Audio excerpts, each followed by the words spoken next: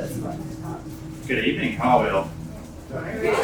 Good. Just very quickly, for those of you who don't know, my name is Rowledge, and I've spent about 18 years working in the hospitality industry, managing some 5-star and 4-star deluxe hotels, and now I'm a professional speaker, consultant, and trainer, and my title the talk this evening is Putting Your People First, which I hope you enjoy.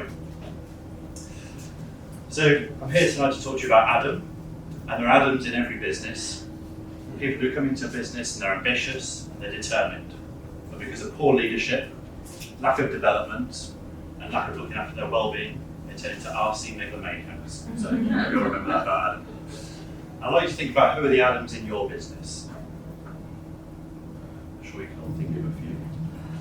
Because really there are two types of employees. They're the ones that are ruining your business right now, and the ones that will do if you don't look after them. And I bet there are 50% of you in this room today who've thought about working for another company in the last 12 months. Scary, I mean, you all know. Okay. I'm also going to talk to you about Osintots. Is anyone familiar with Osintots? No? Okay.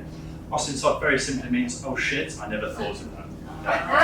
Okay. Very simple. Everything I'm going to talk to you about, you probably already know a lot of, or are quite familiar with, or when I say it, it's pretty much common sense. But the problem is we're not thinking about it enough, and we're not doing anything about it. I'm really passionate about putting people first. I really, really genuinely believe that as employers and people in business, we have an absolute phenomenal opportunity to make a real difference to people's lives through things that we can do for them in the workplace. And actually, we can really be heroes to something. And I think one thing that really strikes me is over the last 2 decades, the customer experience and the client experience has had so much focus. People have spent so much money investing in it, trying to improve it, but the same attention doesn't go into the employee experience. And when I think about hotels, classic example for me of this is the hotel bedroom key. So hotel bedroom key, standard sort of key, maybe a nice little free key fob used to be the way forward. A lot of hotels, especially country house hotels, will still have this. Then along came the Ring card, which sort of progressed from having to put it into the door and it not working, into having to hold it near with the door and it not working. And now that's really evolved and gone on to things like wearable technology and phone entry into the rooms. But again, there's nothing like this that's really driving the employee experience. So we need to focus on this and really evolve what we're doing.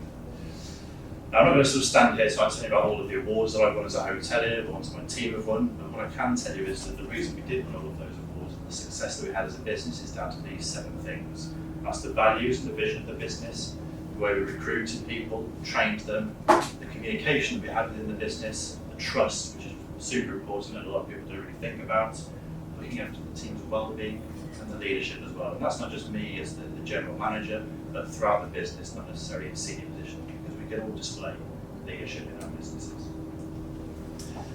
So the first thing I want to talk about is values, and values are something that really only struck me probably about 5 years ago as being actually significant in the way that we work into businesses. And the reason that was is because I was working at a hotel with a gentleman on the left-hand side, Mr. Duncan Bannatyne. He was a very nice chap based on all of my encounters, and I have to say, and I have no issue with his values at all. But what I found was that my personal values weren't aligned with those of the business. And it's actually the only time I've ever left a job without having another job to go to, because it was that much of an issue for me. Fast forward a couple of months, and the reason that I joined the next business that I joined, which was Georgian House, where I enjoyed the majority of my success in my career and had a phenomenal time working for the business, was because my values were really aligned with those of Serena van der Heide, who's the lady on the right there, who's the owner of the business, and the culture that we had. And I think the values are the cornerstone of the culture in any business, and that's the pure reason that I didn't really succeed and had to leave the Bannatyne group. And they really need to run through everything we do as well in the business. So the recruitment process, reward and recognition, the appraisal systems, everything, every single touch point in the employee experience needs to have a focus on those values to keep them alive. Because I'm sure a lot of you probably know the values of your organisations that you work within.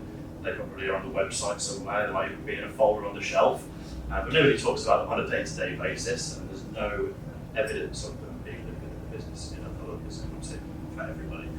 Caveat there in case anybody works for the wants to sue. I think it's also really important though that the values actually reflect what are the values of the business, because quite often they're just sort of nice words that people choose that seem strong and powerful and that should be the values. It's not always the case, so I think respect, integrity are kind of probably on about 80% of the company's values in the UK, and communication excellence as well, so sound very nice. Are any of those the values of any that represented here this evening? Okay. I really hope that they're actually live in your business in Czech reality, because they're also the stated values of a company who I remember called Enron, who went down as the biggest corporate fraud in American history. So clearly integrity not at the heart of what they're doing. So I think that's one of the things which I would really encourage you to go back into your organisations and think about and how they can be kept in the business. The next thing which was really significant for us that I spent a lot of time working on, specifically at Georgian House, was recruitment. And recruitment is getting more and more difficult all of the time. And the reason for that is we live in a VUCA world. Is everyone familiar with the term VUCA? No? VUCA simply stands for volatile, uncertain, complex and ambiguous. It's a bit like my Tinder profile actually. I think one of the things which you'll all recognise, especially politically and economically, is we're in a kind of difficult time at the moment. I know that a lot of industries are going to be affected by the free movement of labour and things relating to that. We've got record low unemployment. Another big factor, people working much longer into their lives now as well. Lots more people returning into having careers after having children. And also things like the birth rate. So actually, it was quite bizarre, but quite a lot of people around the millennium seemed too bothered about whether their computers were going to work the next day, weren't really having much fun over Millennium Eve, and lots fewer people coming into the workforce at the moment. So all of these factors are driving this difficulty, as well as things like the gig economy, portfolio careers, and so on and so forth. Can I just ask, is anyone involved with recruitment in their businesses? Yeah. So, news check for all of you, you're all actually involved in recruitment in your businesses. It's not just a function of HR anymore. Every single person is an ambassador for their business and for their brand. And it's really key that people think about that, because at the end of the day, you want to work with good people who are going to help your businesses. So, real focus needs to be for everybody in helping to attract talent. Can anyone tell me what Marks and Spencers are good at? Food, yeah. Food and ladies' underwear, essentially, is the answer. And they've tried to do all this other stuff, and they've failed miserably. And now they're closing all the stores while they're focusing on food and women's underwear. So, for me, the lesson here really is you need to find out what you're good at. It needs to be something that people want, obviously, and really just focus on doing the simple things really well. Because you can't be all things to all people. And one of the lessons that I really learned for Georgian House is, it doesn't pay the best wages, it doesn't pay a terrible wage. It has all these fantastic hotels all across the world that you can go and stay in for next to nothing. But what we had was a really good culture. We could appeal to certain people, certain demographics. We really tailored our offering as an employer and the message that we were sending to all those different people. Exactly the same as you would do if you had a consumer product that you were trying to sell. Is to focus on the key sort of selling points, if you like, and targeting it to the people who you want to attract. I'm not going to talk about the B words tonight, but the M word is something that I'm quite passionate about. And in case you hadn't guessed already, it stands for millennials, who are people too. And one of the things that really sort of frustrates me is that people talk about millennials like they're a type of person, which obviously they're not, and they're just born at a specific time. And actually, really, people are born in a time which is a product of preceding generations. So they are a type of person who's laden and entitled, and all the other things they get labelled with is the people before them's fault. And actually, a lot of the time they're labelling people with those terms when they're actually thinking about people who are actually from Generation Z. So I think it's really important to make that distinction. And there are some slight differences. And I won't bore you with the statistics here, but there's a fantastic survey that Deloitte run every year called the Millennial Survey. That's what it says on the tin.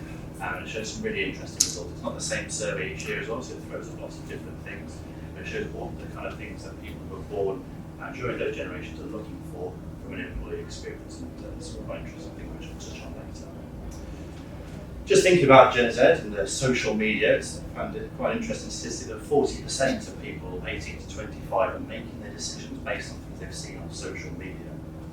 So what I've done at Georgian House, what I did do, is really harness that and take the people who are within our business to highlight the really good things things about Georgian House as an employer, but also the things that we're doing from a consumer perspective, because people aren't just making those decisions for the things they see on social media based on what you do as an employer, but also the things that you might do to attract people. So, for example, Louis Vuitton, they might not be a fantastic employer, I don't know, again, caveats on the legal front, but people want to go and work for them because they aspire to be part of that brand. And I think that's the sort of thing that we're trying to do at Georgian House.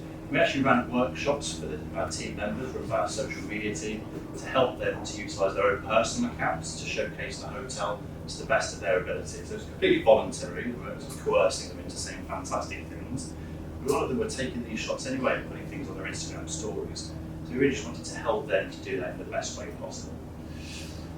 Another key thing really was to work with the team on their LinkedIn profiles and how they could use that to make sure they're the most professional profile, but it's the right keywords, and also be able to attract people and feature the search results of what they wanted to do. Just ask you, does anyone familiar with Glassdoor? Do they use Glassdoor within their businesses? Fantastic. You'll be pleased to know you're the most progressive audience that I've spoken to in terms of using Glassdoor. So another thing we really do is actually solicit reviews from our employees as well. Again, they're not bribed or coerced in any way to write fantastic things. It's generally what they want to write. And we ask everyone within the business. We've found this really powerful when people are now coming into interviews, saying that they've looked at our reviews on Glassdoor, and that's one of the things that really attracted them to come apply for the role. I think it's also important to remember that we need people who bring different things to the party. Not everybody's the same. Manchester City score lots of goals, but they have 11 strikers on the pitch, and everyone needs to play their part within a team. I think one of the things I learned quite early in my career is that you need to sort of find out what the skills that people actually do have, because everyone's got hidden skills that we've no idea of. Sometimes when I'm doing workshops around this topic, you'll be surprised at some of the things that people say that they've got as a talent or skill around it. We also embrace things like Lean Six Sigma in terms of our processes, so making them as lean as possible, removing all of the waste. So this was what the recruitment process looked at Georgian House when I started looking at this as a project. A bit messy, I'm sure you'll agree. I really just stripped this out to remove any sort of steps within this that weren't necessary, because certainly in hospitality, by the time you've kind of received a lot of applications, contacted people about interviews, and then arranged a telephone interview and then a first interview, people have found the job already. And in fact, sometimes if you get to that point, they've got the job and left the job before you even had a chance to contact them. It's ridiculous. So really trying to sort of strip that out and making the candidate experience as good as possible as well, removing friction. Again, something which I like to do is a little friction exercise with a balloon and hair. I presume you do all of this, do the same. So the way I like to think about recruitment is being a bit more Daft Punk. I think everyone needs to really work harder at their recruitment processes and make them better so they can get to the really good candidates faster in order to make their team stronger. That's something which I think is a really easy way to remember that part. But it's all very well in having these fantastic values and the recruitment processes, but at the end of the day, if you're not looking after those people, it's really just like having a leaky bucket. And I think the first thing really in terms of doing that is investing in their training. I think in business, one of the things that I've experienced really is everyone's obsessed with output. It's about number of sales, it's about revenue, it's about profitability and all that kind of stuff. And outputs are great, and we do need all of those things, but you can't have outputs without inputs. I think you'd all agree. And I think the focus on outputs far outweighs the focus on what we're inputting into our teams and how we're developing our people. Does anybody here's input exceed their output? Gosh, that was staring silence. Well, if people do decide to invest in training, then they go on a course, and generally speaking, they get a folder, or they might have a notepad full of notes, and they go back to the office and it goes on the shelf a bit like the values, and it's forgotten about. I think that's really clearly illustrated here by this fantastic diagram, which I feel very sciencey in showing to you all this evening. The Ebbing House Forgetting Curve. So I started talking about 18 minutes ago, so some of you are going to forget what I said in the first couple of minutes very soon. But it's very clear that if you don't actually do anything with what you've learned, you don't put it into practice, you don't find ways of remembering it straight away, all of that knowledge and that investment that you put into going on that training is an absolute waste of time. And that's probably why people are reluctant to invest in that training, because it's not kept alive in the business. Why is it important to develop people? Well, what got you here won't get you there, would you all agree? For me, lifelong learning is one of the most imperative things. It's something which I'm really passionate about. I've just started about halfway through now doing my MBA. I think it's always important to keep developing yourself, Because ultimately, the further you go, the more you actually need to know. It sounds strange. If you start off in your career, you don't really know much. You don't actually need to know much. You can pick it up a little bit as you go along, but the more and more you progress, the more and more that you need to know. It makes me think about when I first met my wife. It was her birthday, not when we first got together, and I can think of hundreds of things literally to get her for her birthday. We've been married for 6 years now, and we've not got a Scooby all together. I know more about her now than I ever have done. I think this quote from Peter Sagan really sort of hits the note, and actually, the world is changing at a phenomenal pace, and the only real way that we can stay ahead of our competition is to be faster and learning. I think there's just nothing that you can argue about that. It's also really important because it's what millennials and Gen Z are looking for, and as we all know, they are the most important people in the world. So we found these great people who've got the right values and train them to do what they want to do, but the biggest issue, or one of the two biggest issues within any business, always comes up really high in the employee surveys around communication. But first of all, it involves talking to people, which I know a lot of people don't really tend to do anymore, but if you're not talking to your people, they'll start talking to somebody else, and they'll start looking elsewhere. You've already basically all admitted you're looking for a new job anyway, and that's what communication is involved in your business. Now, communication is great, but it needs to be very clear. I think that's also an issue for a lot of people. I'm sure that many of us have had instances either at home or at work where we've had conversations and you took something completely differently away from the conversation to what was originally intended. So you know that shopping is a bone of contention in our house. And it won't be a surprise to you, as a speaker, I like communicating. I like WhatsApp, text message, emails, FaceTime, all that kind of stuff, social media DMs. I like communicating. My wife is the biggest, she's lovely by the way, but she's the biggest frustration for me when it comes to communication because we just don't communicate in the same way. I think it's really important to recognise that everyone likes to be communicated with differently. I have the biggest fear of running out of battery you can possibly imagine. Her things are she has her phone on silent. Why would anyone have a phone and put it on silent? And always lets it run out of battery. I am kind of logical things. Okay, well, it's difficult to change her behaviour. That's not going to happen. So what I do is I'll buy her an Apple Watch because if I need to get hold of her in an emergency, if the phone's on silent or runs out of battery, that's fine because the watch will ring and it'll light up and all that good stuff. So she leaves the watch at home now. Yeah, struggling with this one a little bit, but I'm still learning, so we'll work on that one. But yeah, that's a really important thing to remember. One of the biggest communication issues though is feedback, and I think people kind of get quite worked up about feedback. They don't really like feedback, and it's the same in hotels. The TripAdvisor, there are so many people who work in hospitality, and TripAdvisor, I hate TripAdvisor. The problem is we can't learn without feedback, so we need feedback. It's all about making sure it's delivered in the right way, and actually making sure it's delivered really regularly so it becomes the norm, rather than this horrible thing that you have to do once a year when you sit in a small group with your boss and tell you a few things that you did really well this year. If you didn't do so well this year, it was great, but it was about 8 months ago, so you shouldn't have told me that. But if it's delivered in the right way and quickly, it can be really, really valuable. Ultimately, you don't want to be rolling your eyes like this when you get feedback. I think emojis are actually really interesting. Does anyone use emojis in terms of workplace communication at all? Yeah.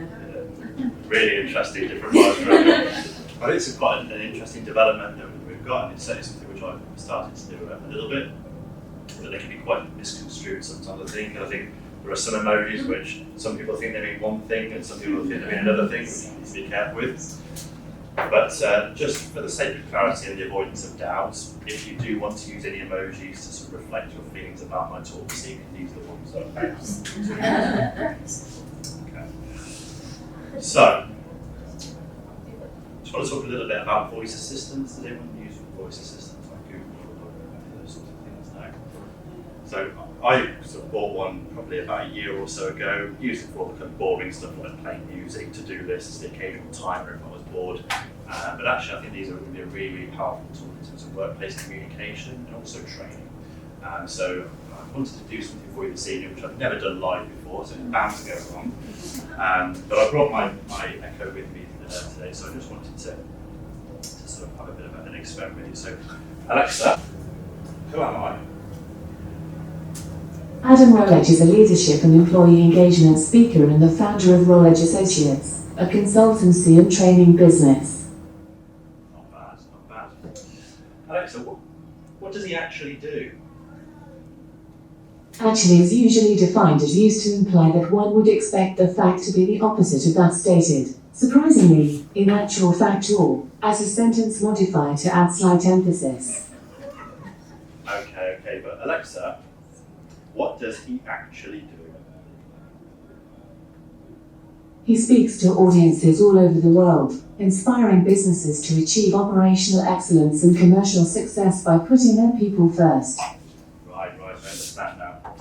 Alexa, is he any good?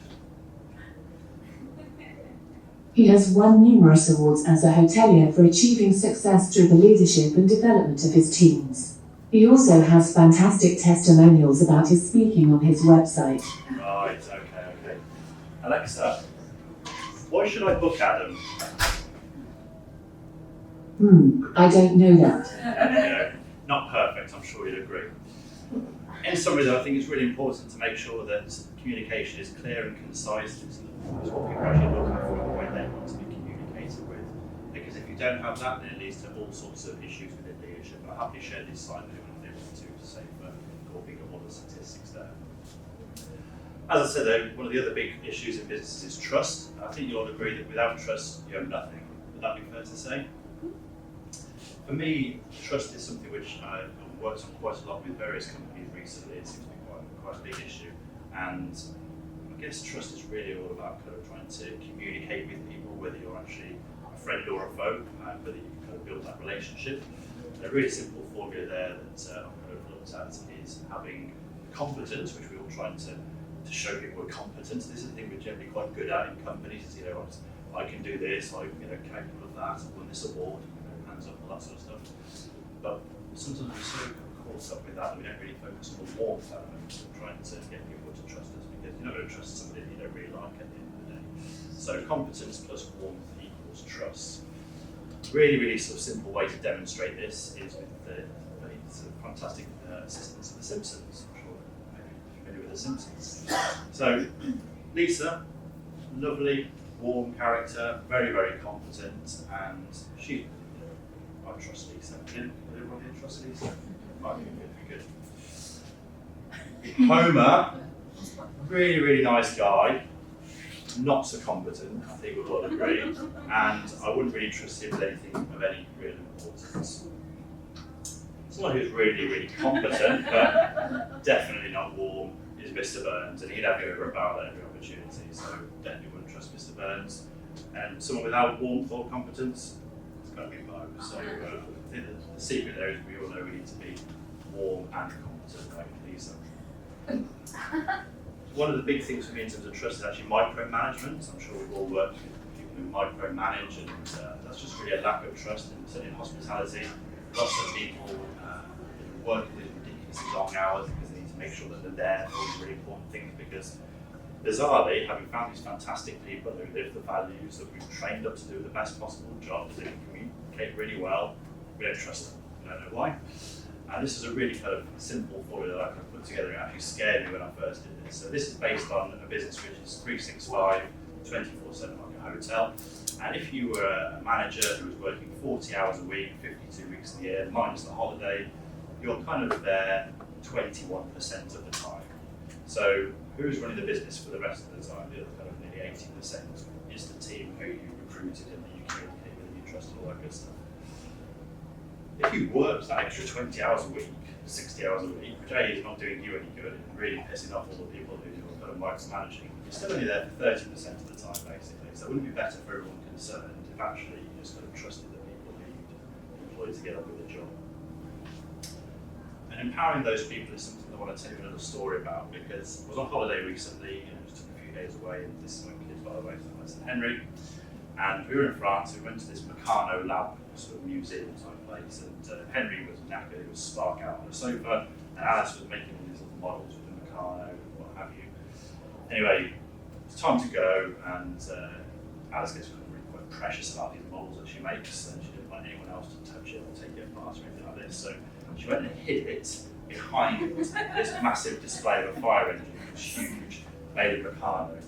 Anyway, this guy comes along who works there, and you can do the accent type. So you can't put it on there, really sorry, you can't touch the exhibit. So I'm looking around and she found this sort of, it was a little secret, but it was a store where you could take the lid off and she hid it inside the thing and then put it down because she's never going to have it again, but she doesn't want anyone else. Anyway, we're walking out. This guy who told us to put it on the. There you go. You've seen her hiding this model that she made on the side of the museum and giving it to her. Just got to turn around and give it to her. It was fantastic. So I went back in and I talked to him and I said to him, that was really lovely, thank you. Why did you do that? So we have the power to do what we need to do or what we want to do to make the future to visit here happen. You just wouldn't get that anywhere else. I thought it was fantastic. So I said, what's your name? He said, mate, very well. Obviously, this is my broken schoolboy French. I said, good luck. Can I take a photo of you? I said, why? I'm going to stand in front of hundreds of people and tell them about you. So this is Gregoire. And that's Alison Henry with their models. And I just thought it was a really, really simple gesture that, just a little bit of empowerment they can do to really kind of give that. Was effectively the client experience a real wow factor. They did not stop talking about it the whole way home, and they've played them all the time now. I just think that's really fantastic. So, talk a little bit about well-being. Well-being is quite a trendy topic these days, and just focus on mental health and well-being. That's fantastic. I don't take anything away from that, but we need to actually do key things really, rather than just kind of brushing them under the carpet. We'll do a little workshop here and a little yoga there, and actually really looking after our people and making sure that their physical, mental, financial well-being is really looked after, helping to give them what they need to have a healthy life. You got me to think it's why do people come to work, and it's really just to have those needs met. Everyone's got different needs. Some people come to work, they don't really need the money, but they need that sort of social interaction. Some people have 5 jobs even because they need the money, they need all that sort of stuff. So I think it's really important to recognise that everyone has different needs. It turns out people actually come to work because they expect joy as well. Researching the fact people expect joy from work. Who would have thought it? But it's quite clear here that not everyone has joy at work. So I think that's something which we can all remember is you can have fun at work, it's okay. Also, it's what people are looking for again. Millennials and Gen Z are really looking for people who are employers who are focusing on the well-being of their team. And actually it's good for the business as well, because I like to think that busyness kills business. You see what I did there? We're all really busy people, and I'm really grateful that you actually have made the time to come and listen to what I have to say today. But I think it's really easy to get caught up in what we're doing all the time. We're rushing around, we've got loads of deadlines and all that kind of stuff. So there's an interactive bit coming up. I hope you're all ready for that. I'm going to put up a couple of pictures in a second. And when I put up the picture, I'm going to ask you a question. And when I do that, we can just shout out the answer. Very simple. Does it sound simple? Good. What colour's the fridge? White. Silver. You're the second person who's ever said that. Interesting. What do cows drink? Water. Baby cows drink. Most of them on autopilot there. It's easily done, we're going to do it. But I think it's really important to just pause sometimes, think, centre ourselves before we actually continue. I can't tell you how many umbrellas I've left on the train from Victoria to Littlehampton because of it. It's my stop, get up, get off. Yeah, thank you, I work for a hotel now. But really investing in well-being and actually having plans and strategies for it, I think is really important. For me, every business should have an employee assistance program where their employees can kind of call and find help for anything that they need. Certainly at Georgian House, I know that we spent a lot of time working towards the London Healthy Workplace Charter, and it helped us do so many things we just wouldn't have thought of using that framework. And I also work with a company called Tolero, who is a very simple app that provides loads of really positive content. I think a lot of the stuff that certainly you see in the news on social media around mental health and just general well-being around all sorts is quite negative sometimes, and it doesn't really help people and it doesn't educate them. So Tolero is just full of content which they provide some of themselves, and they curate the content specific to the individual user. It's all anonymised, so if anyone would like any information on that, to share.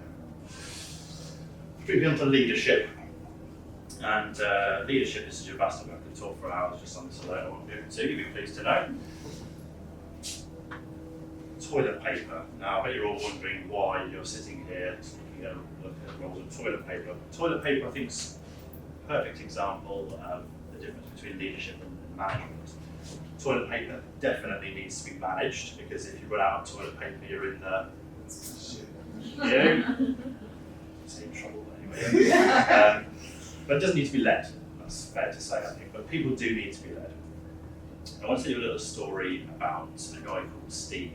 And Steve was one of the first people I managed in my first managerial role. Steve was probably one of the most annoying people you could ever meet. He was constantly with me. He was on, can I talk to you about this? About this? Totally irrelevant stuff, it seemed to me. And just couldn't seem to communicate with him. Real pain in the backside, wouldn't do what he was asked to do. And that was when I really kind of thought about my leadership style and how I wanted to make sure that I lead people the way they wanted to be led.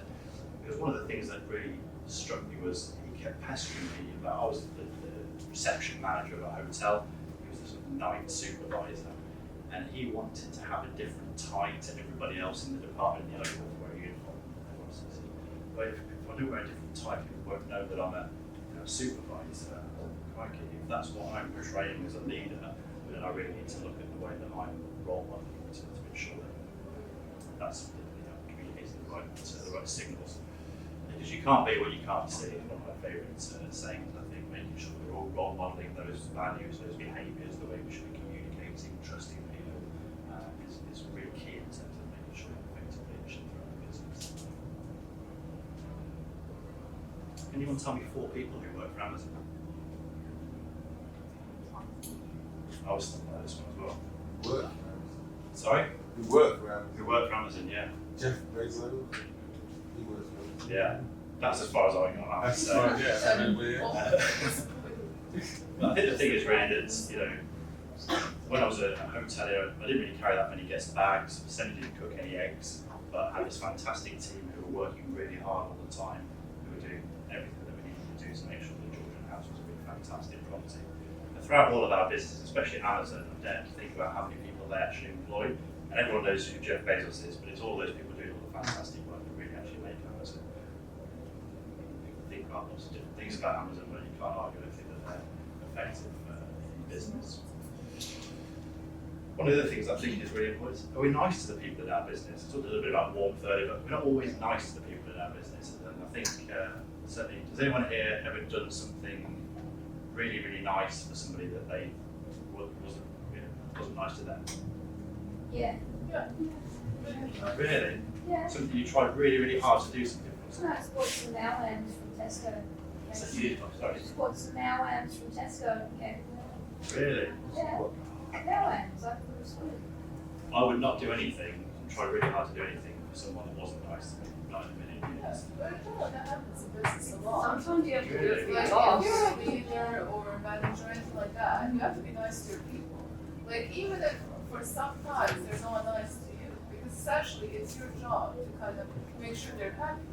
I say that's what I'm saying. So the manager one certainly should be nice to you. But I would, as a sort of, for example, as a waitress or a waiter or a receptionist, I wouldn't try really, really hard ever to do something for a manager who was really horrible to me. I would probably just leave the business.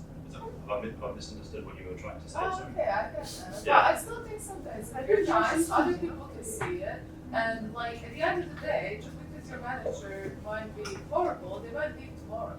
I mean, things change. So like you have to present yourself in the best manner possible in your business. Very Because you true. never know what can happen tomorrow. Very And true. everyone else is going to see what you're doing, and you have to kind of stay true to yourself and not just seek out revenge all the time, because that's not going to lead to anything. No one mentioned revenge. You don't want to kill anyone.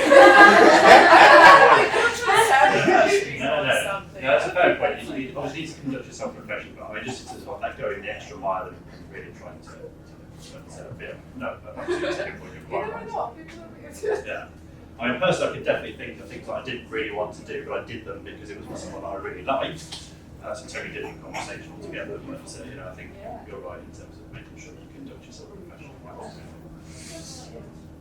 Another thing which I think is really important as well is just to sort of stay well done, because I don't think people do that quite enough in business and or in personal life as well. And something made me think about this when I was thinking about Alice and Henry. I probably spent more time to stop it than I do telling them well done. And I think that's one thing which I've really tried to focus on doing in the business as well, because you can't really say well done too much. I don't know anyone who's ever left a company because they got told well done too much. You don't go out on a Friday night with your friends, you have to leave this company. Why is that? They just keep telling me well done too much. It doesn't really sort of happen, does it? So I think that's one of the things which I've really tried to focus on and make sure that it's well recognised. It doesn't have to be, big grand gestures, but just saying well done. One of the other things which I think is really important is commitment. And to me, commitment is doing the things that you said you were going to do a long time after you said you'd actually do them. And when all is said and done, I think it would be that much more is said than is actually done.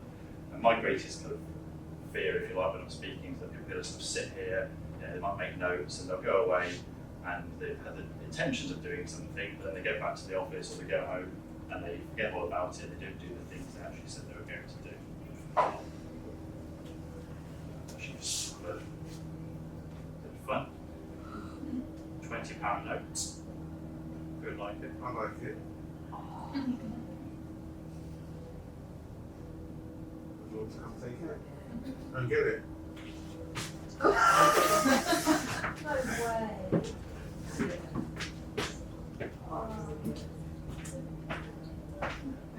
Yeah. Thank you very much. Very much. What? Now, you didn't have very far to go, did you? No. So why didn't you? Unacceptable. No, exactly. Fair enough. Because 10% of people in our businesses will actually do what they said they were going to do. And only 10% of you will actually do anything with anything that you've heard from me this evening. Who's going to be part of the 10%? Who's going to be part of the 10%? It is. I will be now. More than I'm very motivated to do.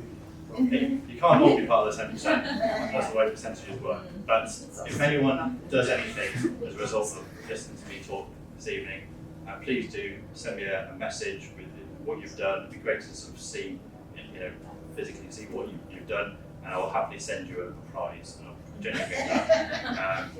It's really, really important to me to see that actually the things I'm talking about, people are doing something with. So if you do something with what you've done today, then please do contact me.